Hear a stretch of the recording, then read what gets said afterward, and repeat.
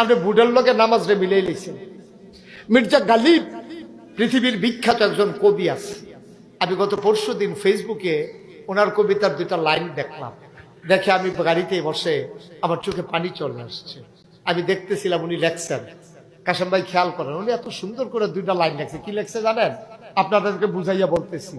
উনি লেখছে, যেই দিন আমার ভালোবাসার মানুষটাকে দেখলাম অন্যের হাত ধরে হাঁটে, তখনই আমি বুঝেছি আল্লাহ কেন শিরক অপছন্দ করে।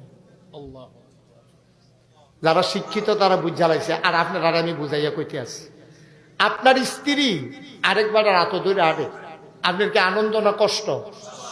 কথা বলা, আনন্দ না কষ্ট? মুসলমান, প্রাণপ্রিয় স্ত্রী, প্রিয়তমা স্ত্রী, সৌন্দর্য মণ্ডিত স্ত্রী, তোমার পরিশ্রমের মাঝে যিনি আনন্দ, কষ্টের মাঝে যিনি স্বস্তি, তোমার সকল পেরেশানির মাঝে যিনি একটু পরম মমতায় তোমাকে কাছে টেনে নিলে সব তুমি ভুলে যাও, এই প্রিয়তমা স্ত্রী যখন অন্য কোনো মানুষের হাত ধরে হাঁটে, তখন স্বামীর মনে যেমন কষ্ট লাগে।